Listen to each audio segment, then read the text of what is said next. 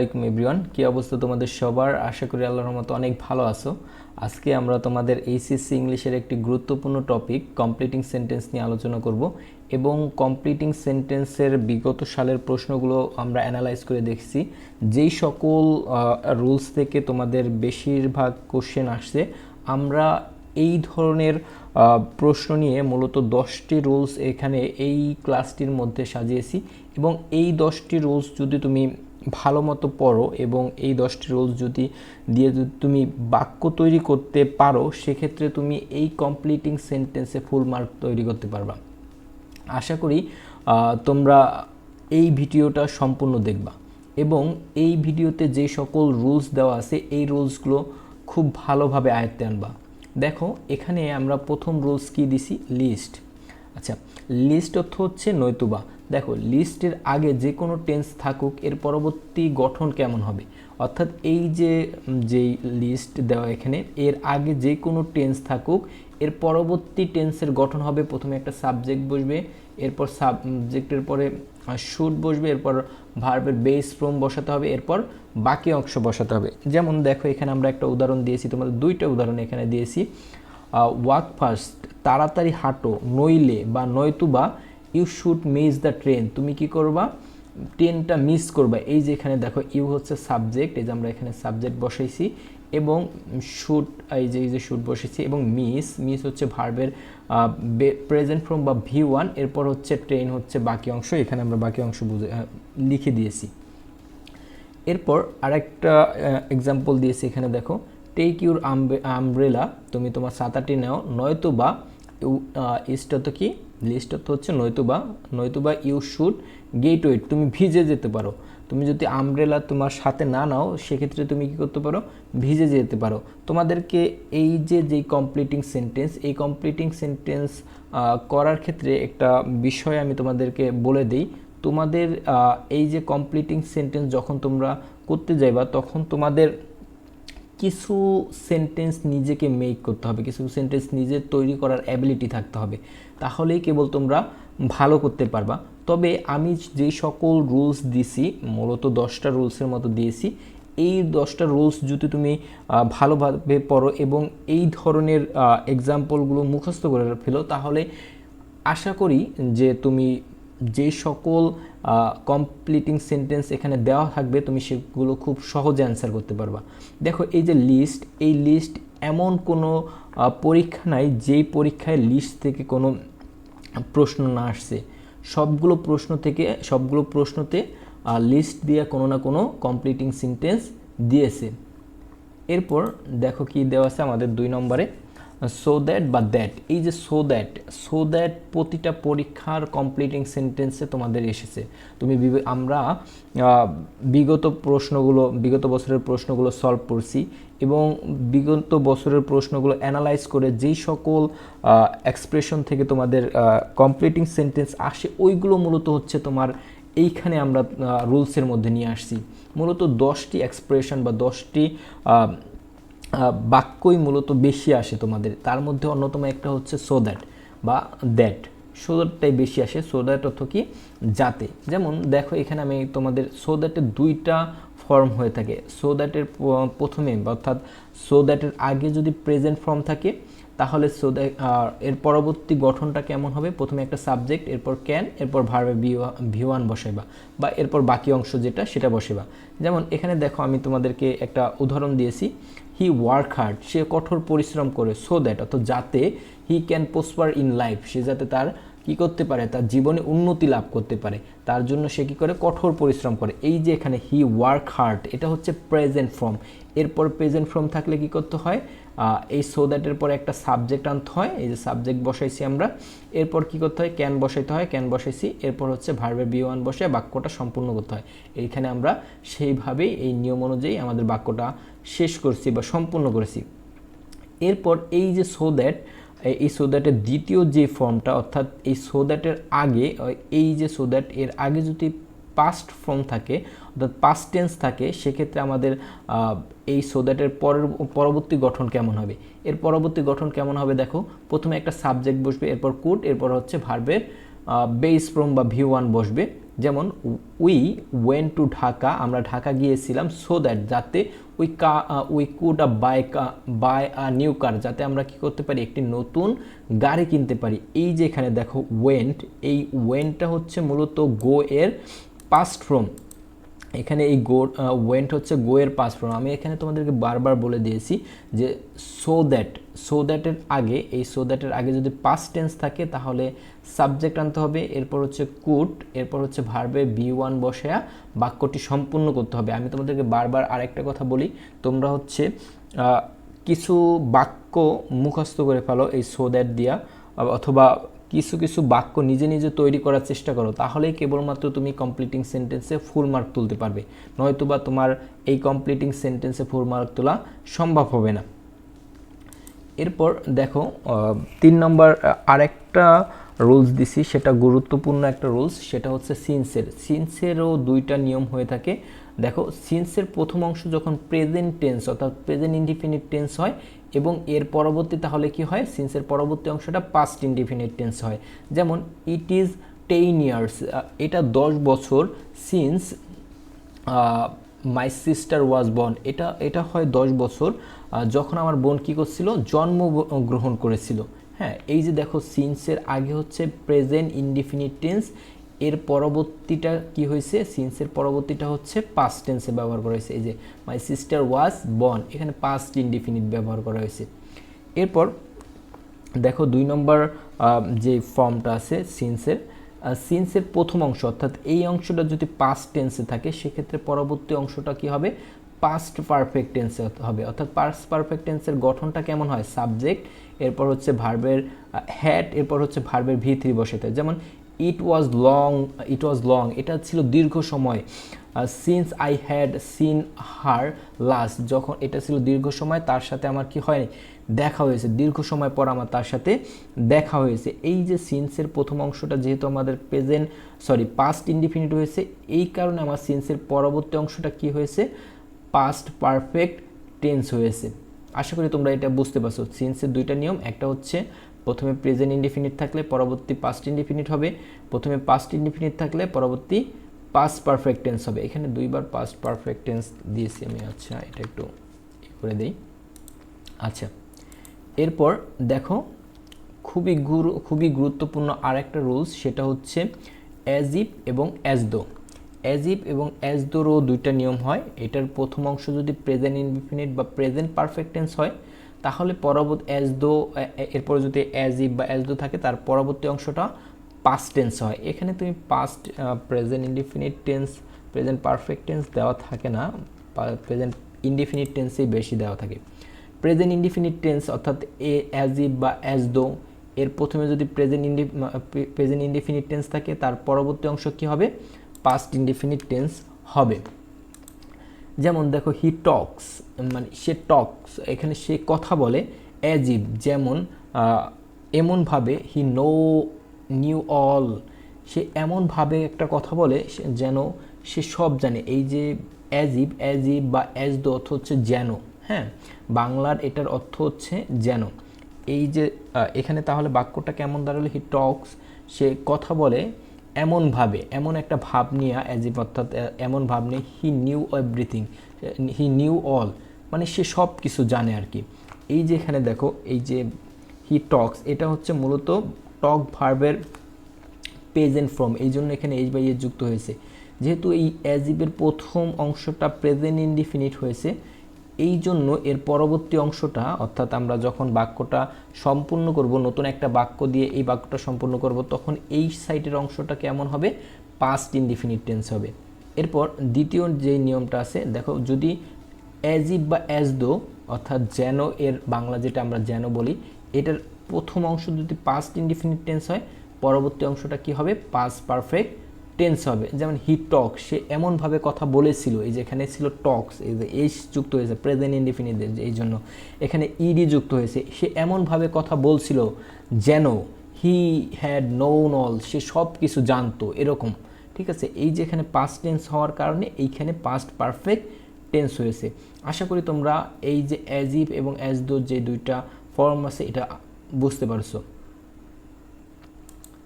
এরপর সবচেয়ে গুরুত্বপূর্ণ প্রশ্ন একটা রুলস হচ্ছে ইট ইজ হাই টাইম। দেখো ইট ইজ হাই টাইম থেকে প্রশ্ন আসে না এমন কোনো বোর্ড নাই। তুমি চাইলে এই যে এখানে এই যে ইট ইজ হাই টাইমের পরে যেই উদাহরণের ইট ইজ হাই টাইমে যে এক্সাম্পলগুলো দিয়েছে তুমি এগুলো চাইলে মুখস্থ করে রাখতে পারো। এতে দেখা যাবে কি তুমি পরীক্ষার হলে খুব দ্রুত লিখতে পারবে।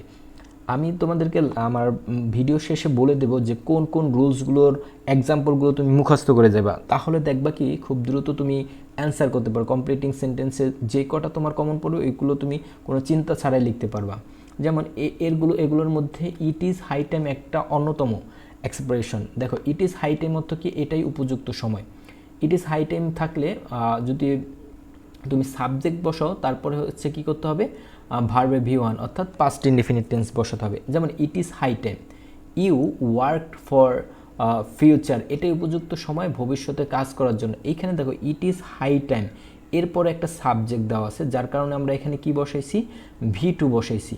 ঠিক আছে, এই V2 বসায় আমরা হচ্ছে অর্থাৎ ভার্বের পাস্ট ফর্ম ব্যবহার করে আমাদের সম্পূর্ণ বাক্যটা সম্পূর্ণ করেছি আর কি। এই যে এখানে ইট ইজ হাই টাইম এটাই উপযুক্ত সময়, you work for your future এটাই উপযুক্ত সময় তোমার ভবিষ্যতে কাজ করার জন্য। এরপর দেখো ইট ইজ হাই টাইম বা ইট ইজ টাইম এরপরে যদি তুমি কোনো সাবজেক্ট না বসাও অর্থাৎ টু দিয়ে একটা বাক্য বানাও, টু প্লাস ভার্বে V1 অর্থাৎ ইনফিনিটি, আমরাকে যেটা বলি ইনফিনিটি দিয়ে যদি তুমি কোনো বাক্য বানাও সেক্ষেত্রে তোমার ভার্বে V1 বসবে।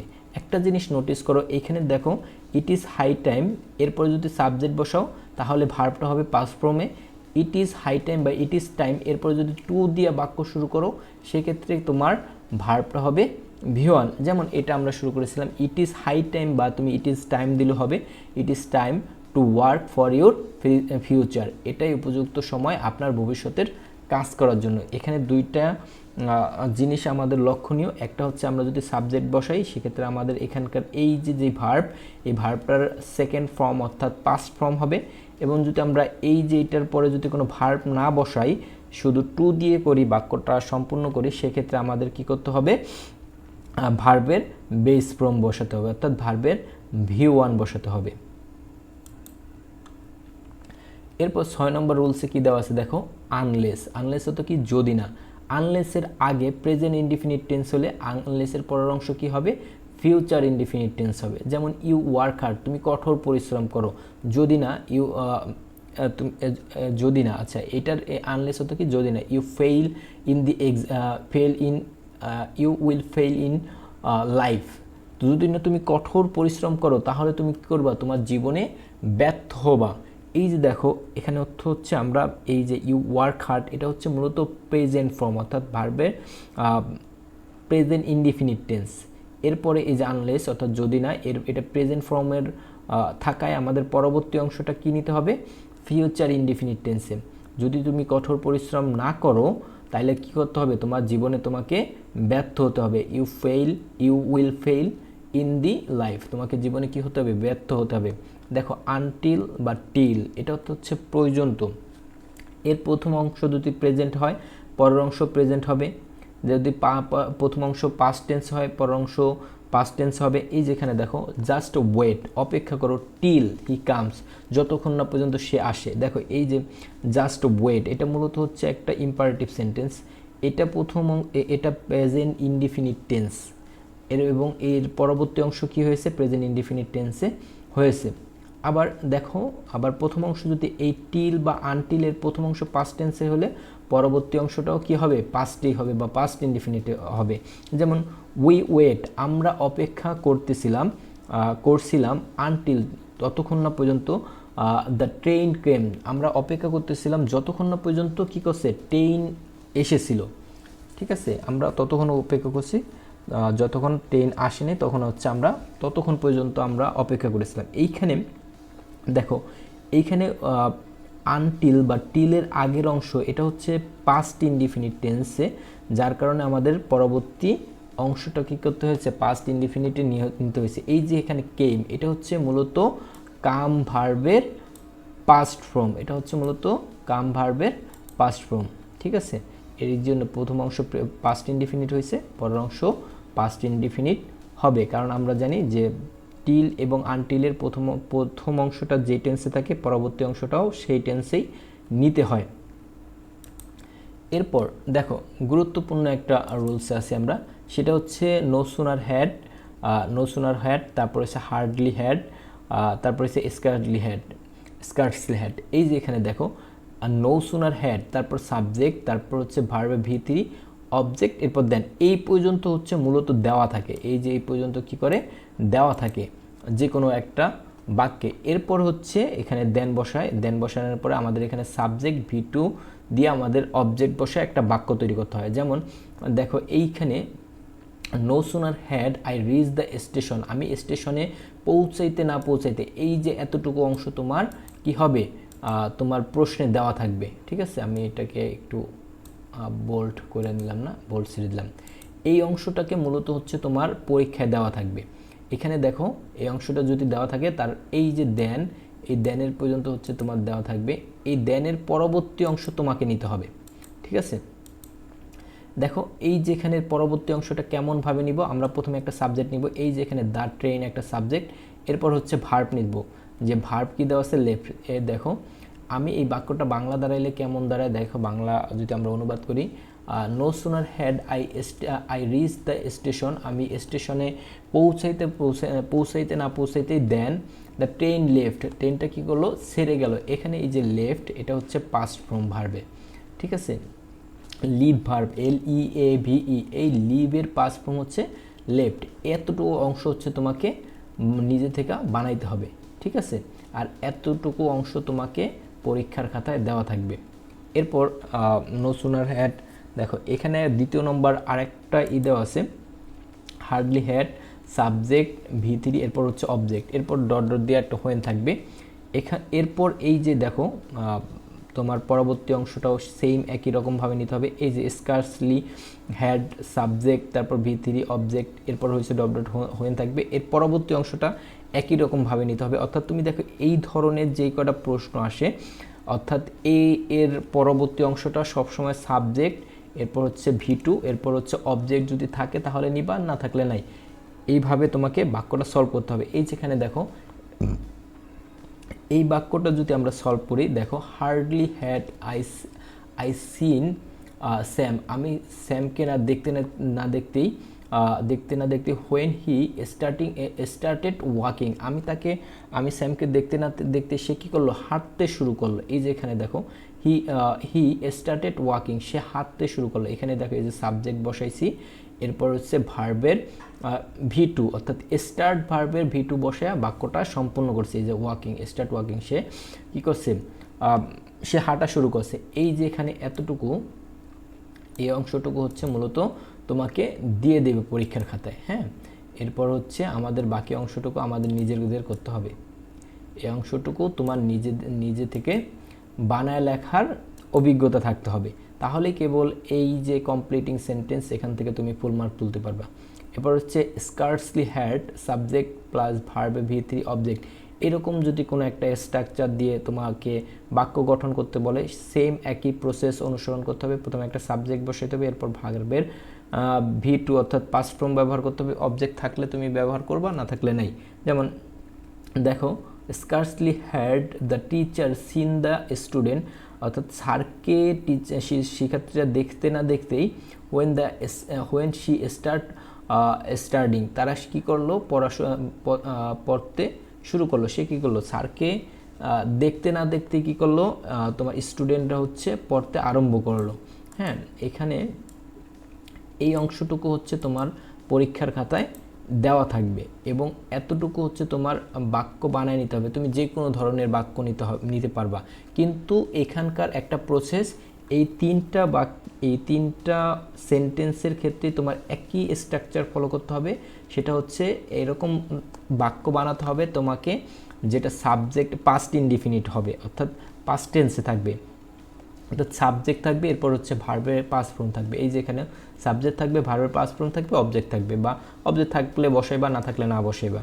এরপর হচ্ছে এই যে এটা দেখো সাবজেক্ট দিবা, এরপর হচ্ছে ভার্বের ভি2 বসাইবা। অর্থাৎ এই ধরনের যেই প্রশ্ন আসে, এগুলোর বাক্য যখন তুমি বানাইতে যাবা, তখন তুমি কি করবা, একটা গঠন ফলো করবা, সেটা হচ্ছে এই যে এই গঠনটা, এই যে এখান থেকে এই গঠনটা হচ্ছে তুমি ফলো করবা, যে সাবজেক্ট V2 তারপর হচ্ছে অবজেক্ট বা বাকি অংশ যেটা থাকে ওইটা ব্যবহার করে তুমি বাক্যটা সম্পূর্ণ করবা। এরপর হচ্ছে ইফ দিয়ে আমাদের অনেক সময় প্রশ্ন আসে, ইফ থেকে আমাদের প্রায় সবগুলা বোর্ডেই কমপ্লিটিং সেন্টেন্স আসে। ইফের মূলত 3টা কন্ডিশন হয়ে থাকে, একটা ফার্স্ট কন্ডিশনাল সেন্টেন্স হয়, first condition, second condition, third condition. এই 3টা কন্ডিশন দিয়ে মূলত ইফ দিয়ে আমরা বাক্য তৈরি করি। যেমন প্রথম কন্ডিশনে আমাদের কী দেওয়া আছে, ইফের পরে প্রেজেন্ট ইনডিফিনিট টেন্স থাকলে পরবর্তী অংশ ইফের পরবর্তী অংশ ফিউচার ইনডিফিনিট টেন্স হয়। যেমন দেখো ইফ আই স্ট্যান্ড ফার্স্ট, যদি আমি হচ্ছে কোনো জায়গায় প্রথম স্থান দখল করি, my parents will become happy, আমার বাবা মা কি হবে, খুশি হবে। এই যে এখানে দেখো ইফের প্রথম অংশটা হচ্ছে প্রেজেন্ট ফর্ম, এই জন্য ইফের পরবর্তী অংশ আমরা যেটা বানাইলাম বাক্যটা, এই বাক্যটা হচ্ছে পরবর্তী অংশে আমাদের এটা কি কোন টেন্সে নিতে হবে, ফিউচার ইনডিফিনিট টেন্সে নিতে হবে। এই যেখানে আমরা ফিউচার ইনডিফিনিট টেন্সে সাবজেক্ট নিলাম, এরপর হচ্ছে ফিউচার ইনডিফিনিটের গঠন করে সাবজেক্ট উইল, এরপর হচ্ছে ভার্ব বেস ফর্ম, এই যে উইল নিচ্ছে, এরপর ভার্ব বেস ফর্ম দিয়ে আমাদের বাক্যটা সম্পূর্ণ করেছি। এরপর সেকেন্ড যে কন্ডিশন, ইফের সেকেন্ড যে কন্ডিশন থাকে, ইফের পরবর্তী অংশ প্রথম অংশ যদি পাস্ট ইনডিফিনিট টেন্স হয় তাহলে হচ্ছে ইফের এরপরের পরবর্তী গঠন হয় প্রথমে একটা সাবজেক্ট, এরপর উড, কুড, মাইট, এই 3টা তুমি যেই কোনো একটা ব্যবহার করবা, যেইটা মন চায় তোমার। এরপর হচ্ছে একটা ভার্বের V1 বসাই দিবা, অর্থাৎ ভার্বের প্রেজেন্ট ফর্ম বসাইবা। যেমন if I knew her number, যদি আমি তার নাম্বারটা জানতাম, আই কুড রিং হার, আমি তাকে কী করতাম, কল করতাম। এখানে কুডের ব্যবহার আমি কুডের জায়গায় উডও ব্যবহার করতে পারতাম, আবার কুডের জায়গায় মাইটও ব্যবহার করতে পারতাম, কোনো সমস্যা ছিল না। তুমি তোমার মনের মতো করে এখানে যে কোনো 3টার যে কোনো একটা ব্যবহার করবা। এরপর ইফের যে 3 নম্বর কন্ডিশনটা আছে, অর্থাৎ থার্ড কন্ডিশনাল আমরা যেটা বলি, ইফের এখানে 2টা নিয়ম হয়ে থাকে, একটা ইফ অর্থ যদি, এবং হ্যাড, এই হ্যাডও যদি অর্থে ব্যবহৃত হয়ে থাকে। যেমন দেখো ইফের পরে যদি পাস্ট পারফেক্ট টেন্স থাকে তাহলে কেমন ধরনের, এর পরবর্তী অংশটা কেমনভাবে আমাদের লিখতে হবে। প্রথমে আমাদের একটা সাবজেক্ট বসাইতে হবে, এরপর হচ্ছে এই যে সেম একই form would have, could have বা মাইট হ্যাভ, এই 3টার একটা ফর্ম বসায় তুমি এখানে পরবর্তী অংশটা কি করবা, ভার্বের V3 বসাইবা। যেমন if I had written the letter, যদি আমি তাকে একটা কবিতা, একটা চিঠি লিখতাম, I would, if you had written the letter, যদি তুমি একটা কি লিখতা, চিঠি লিখতা, I would have posted it, আমি কি করতাম, সেটাকে পোস্ট করে দিতাম। এখানে দেখো আয়ের পরে কি বসাইছি আমরা, এই যে উড হ্যাভ বসাইছি। আমি তোমাদের আগেও বলেছি যদি would have, could have, might have তুমি যে কোনো একটা বসাইতে পারো। এরপর হচ্ছে V3, এই যে পোস্ট, এটা হচ্ছে পোস্ট ভার্বের পার্টিসিপল ফর্ম, অর্থাৎ 3 নম্বর ফর্ম, পোস্টেড ইট। ঠিক আছে, যদি তুমি একটা কি লিখতা, কবিতা, একটা চিঠি লিখতা, আমি সেটাকে কী করতাম, পোস্ট করে দিতাম। এরপর হ্যাড, দেখো হ্যাড অর্থ যদি অর্থ, ইফ অর্থ যদি, এখানে হ্যাড অর্থ যদি অর্থে ব্যবহৃত হয়। ঠিক আছে, হ্যাডের পরে যদি পাস্ট পারফেক্ট টেন্স থাকে তাহলে তুমি এই যে ইফের যে কন্ডিশন ব্যবহার করছো, এই সেম কন্ডিশনটাও এখানে ব্যবহার করবা। যেমন এখানে তুমি প্রথমে একটা সাবজেক্ট বসাইবা, এরপর হচ্ছে would have, might have, could have, এরপর V3 বসায় তুমি তোমার একটা বাক্য বানাইবা। যেমন would I not been so tired, আমি যদি অনেক ক্লান্ত না হতাম, I might have realised it easily, আমি এটাকে খুব সহজ, এই ব্যাপারটাকে খুব সহজভাবে বোঝার চেষ্টা করতাম বা বুঝতে পারতাম। ঠিক আছে, এখানে দেখো এটা এই হ্যাড অর্থ কী অর্থে ব্যবহৃত হয়েছে, যদি অর্থে ব্যবহৃত হয়েছে, এই যদির মতো। ঠিক আছে, এরপর 7 নম্বর রুলসে কী দেওয়া আছে দেখো, হুইজ, দ্যাট, হোম, হুজ যুক্ত ইনকমপ্লিট সেন্টেন্সকে কমপ্লিট করার সময় আমাদের এই যে WH ওয়ার্ড, এই যে এগুলোকে বলে কি ওয়ার্ড, WH ওয়ার্ড। এই WH এর পরের অ্যান্সিডেন্ট, অর্থাৎ পূর্বগামী যে ঘটনা সেটা অনুযায়ী আমাদেরকে ব্যবহার করতে হবে বা বসাতে হবে। অর্থাৎ এই অ্যান্টিসিডেন্ট হচ্ছে এই পূর্বের অংশটা। হ্যাঁ, আই স দ্য ম্যান, আমি একটা লোককে দেখেছিলাম, হু ওয়াজ ফলোয়িং ইউ, যে তোমাকে কী করতেছিল, অনুসরণ করতেছিল। এই যে এখানে দেখো এটা হচ্ছে একটা WH ওয়ার্ড, অর্থাৎ হু, এটা আমরা এখানে এই পরবর্তী বাক্যটা কোন টেন্সে নিব এটা ডিপেন্ড করে সম্পূর্ণ এটা সামনে এই যে দেখো হুর আগে যেই বাক্যটা দেওয়া আছে এই বাক্যটা কোন টেন্সে আছে, এটা যদি পাস্ট টেন্সে থাকে তাহলে এখানকার অংশ পাস্টে হবে, এটা যদি প্রেজেন্ট টেন্সে থাকে তাহলে এখানকার টেন্স এই অংশটা হবে প্রেজেন্ট টেন্সে, এটা যদি ফিউচার টেন্স হয় তাহলে পরবর্তী অংশ এই অংশটা ফিউচার টেন্স হবে। যেমন এখানে আই স দ্য ম্যান, আমি একটা লোককে দেখেছিলাম, এখানে এটা একটা পাস্ট ফর্ম, যার কারণে হু ওয়াজ ফলোয়িং ইউ, যে তোমাকে অনুসরণ করেছিল, এখানে ওয়াজটা মূলত এই যে যেই ভার্ব স এটাকে অনুসরণ করে এখানে পাস্ট ফর্ম ব্যবহৃত হয়েছে।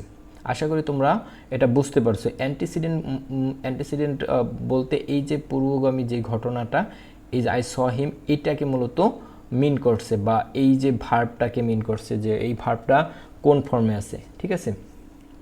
এরপর দেখো কি দেওয়া আছে, অ্যাজ, সিন্স, তারপর এখানে আমরা সিন্স পড়ছিলাম, আর একটা দেখো সিন্স দুই ধরনের হয়ে থাকে। সিন্স কোনো যদি সময় থাকে, সিন্সের আগে পরে যদি সময় উল্লেখ থাকে, সেক্ষেত্রে আমরা কি করব, ওই যে আগে যে নিয়মটা পড়ছিলাম ওইটা ব্যবহার করব। কিন্তু সিন্সের আগে পরে যদি কোথাও কোনো উল্লেখ করা না থাকে, সেক্ষেত্রে আমরা সিন্স অর্থ যেহেতু অর্থে সিন্সকে ব্যবহার করব।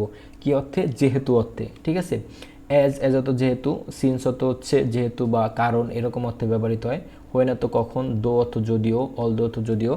এই যে যেই এগুলানি আছে, এ দ্বারা কোনো বাক্য শুরু হলে পরবর্তী গ্যাপ থাকলে এর পূর্ববর্তী বাক্যের টেন্স অনুসারে এই টেন্স বসাতে হবে, অর্থাৎ টেন্সের গ্যাপ বসাতে হবে এবং প্রথম অংশের বিপরীত অর্থ প্রকাশ করবে। অর্থাৎ দেখো, আমরা দো অল দো যদি আমাদের এই যে এখানে তুমি এই দোটাতে এইখানেও বসাতে পারতা, কোনো সমস্যা ছিল না। দেখো, দো হি ইজ পোর, যদিও সে গরিব, হি ইজ অনেস্ট, সে কী ছিল? সৎ ছিল। এখানে একটা জিনিস এখানে বইলা দিছে, দেখো এইখানকার এই যে এখানকার যে কটা ওয়ার্ড দেওয়া আছে, এই ওয়ার্ডগুলো দ্বারা যদি কোনো বাক্য শুরু হয় বা এই ওয়ার্ডগুলো কোনো বাক্যের মধ্যে থাকে, তাহলে প্রথম অংশটা যেই অর্থ দিবে তার পরবর্তীটা তার বিপরীত অর্থ দিবে। এখানে যদি ভালো থাকে এখানে খারাপ একটা অর্থ দিবে, এখানে যদি খারাপ থাকে এখানে একটা ভালো অর্থ দিবে, ঠিক আছে। অর্থাৎ এর এক ধরনের বৈপরত্য যেই অর্থ, এই সাইডে একটা দিব, ওইটা সাইডে তার বিপরীত অংশে তার বিপরীতটা দিবে, এই সাইডে তার বিপরীত একটা অর্থ মিন করবে, ঠিক আছে। যেমন এইখানে একটা বাক্যর উদাহরণটা দেখো, যেটা এখানে যে এক্সাম্পলটা দিচ্ছি, যদিও সে গরিব, দেখো এখানে হচ্ছে সে গরিব, এখানে আর একটা অর্থ মিন করছে, সে কি হয়? সে একজন অনেস্ট। দেখো হি ইজ অনেস্ট, সে কি ছিল? একজন সৎ লোক ছিল। এইখানে একটা অর্থ দিছে, এইখানে তার বিপরীত অর্থ দিছে। অর্থাৎ এইখানে যেই শব্দগুলো আছে বা যে ওয়ার্ডগুলো দেওয়া আছে, এগুলো যদি থাকে তাহলে এর প্রথম অংশ একটা অর্থ দিবে, পরবর্তীতে তুমি যেই সেন্টেন্সটাকে কমপ্লিট করতে যাইবা, যেই বাক্যটি লেখবা, সেটা তার যেন খেয়াল রাখবা যে সেটা যেন এই অংশটার বিপরীত অর্থ দেয়।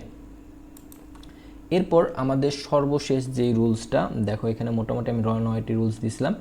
এই 9 নম্বর রুলসটা, with a view to, look forward to, mind, can not help, could not help, তারপর হচ্ছে be use to, get use to, worth ইত্যাদির পর কোনো ভার্ব থাকলে ভার্বের সাথে আইএনজি যুক্ত হয়। দেখো, এমন কোনো পরীক্ষা নেই, আমি ম্যাক্সিমাম পরীক্ষায় দেখছি এই যে with a view to, look forward two, এইগুলো থেকে বাক্য আসছে। এইগুলো থেকে যখন তুমি একটা বাক্য বানাইতে যাইবা, কমপ্লিটিং সেন্টেন্স করতে যাবা, তখন কি করতে হবে?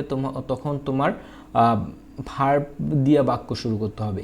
সেক্ষেত্রে ভার্বের সাথে কি করতে হবে? আইএনজি যুক্ত থাকতে হবে। যদি তুমি আইএনজি যুক্ত না করো, সেক্ষেত্রে তোমার হচ্ছে কমপ্লিটিং সেন্টেন্সটা কাটা যাবে। যেমন Rashed went to market, Rashed মার্কেটে গিয়েছিল with a view to searching has a favourite T shirt, সে কী করতে? সে মার্কেটে গিয়েছিল কি করতে?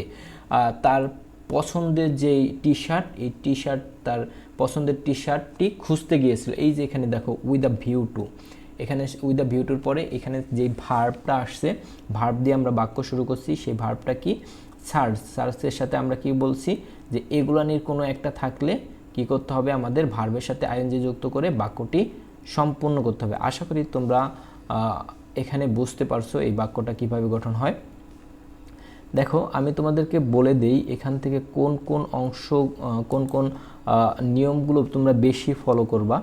তার মধ্যে এই যে লিস্ট 1 নম্বর রুলস, এই রুলসটা থেকে প্রত্যেক কয়টা পরীক্ষায় প্রশ্ন আসে। এখানকার যেই এক্সাম্পল দেওয়া আছে, এগুলো তুমি চাইলে মুখস্থ করে রাখতে পারো। এরপরে সো দ্যাটের প্রত্যেক কটা পরীক্ষায় সো দ্যাট থেকে প্রশ্ন আসে কমপ্লিটিং সেন্টেন্সে। তারপর হচ্ছে সিন্স থেকে আসে, এটা তুমি অবশ্যই মুখস্থ রাখবা। এরপর হচ্ছে অ্যাজ দো থেকে তেমন একটা আসে না, এটা তুমি একটু ইগনোর করতে পারো, কিন্তু অলমোস্ট পরীক্ষায় থাকে। কিন্তু it is a high time, এইটা সব পরীক্ষায় তুমি একটা না একটা পাবাই, এটা তুমি অবশ্যই মুখস্থ করে রাখবা। এরপর আনলেস, স্টিল, এটা থাকে তবে অত বেশি না। তারপর হচ্ছে ইফ কন্ডিশনাল, এই ইফ কন্ডিশনাল সেন্টেন্স থেকে প্রত্যেক পরীক্ষায় প্রশ্ন থাকে, এখানকার গঠনগুলো তুমি মনে রাখার চেষ্টা করবা। এরপর এই যে এখানে অ্যান্টিসিডেন্ট ডব্লিউএস থেকে প্রশ্ন আসে, এগুলো তুমি নিজে নিজে বানায় লেখার চেষ্টা করবা, তাহলে তোমার এগুলো খুব দ্রুত তুমি অ্যান্সার করতে পারবা। এবার সর্বশেষে যেটা ছিল সেটা হচ্ছে with a view to look forward two, এইগুলো থেকে একটা প্রশ্ন আসে, এগুলো তুমি নিজে নিজে করার চেষ্টা করবা। দেখো এরপর হচ্ছে ভার্ব, প্রোভার্ব অর্থাৎ প্রবাদ। প্রতিটি কমপ্লিটিং সেন্টেন্সে একটা অথবা দুইটা তোমাদেরকে প্রবাদ দেওয়া থাকে। হ্যাঁ, এই প্রবাদগুলো তোমাদের অ্যান্সার করতে হয়। এখানে আমি তোমাদেরকে 15টা এবং পরবর্তীতে 15টা প্রবাদ দিয়েছি। এই প্রবাদগুলো তোমরা মুখস্থ করবা এবং তোমাদের খাতায় লেখার চেষ্টা করবা। এই দুইটা প্রবাদের শীট আমরা তোমাদেরকে কমেন্ট বক্সে লিঙ্ক দিয়ে দেবো, সেখান থেকে তোমরা ডাউনলোড করে নিবা। আশা করি তোমরা আজকের যে ক্লাস কমপ্লিটিং সেন্টেন্স, এটা খুব সুন্দরভাবে বুঝতে পারছো। আমাদের পরবর্তী ভিডিও দেখার জন্য তোমাদের সবাইকে আমন্ত্রণ রইল। সকলে সেই পর্যন্ত ভালো থেকো, সুস্থ থেকো, আল্লাহ হাফেজ।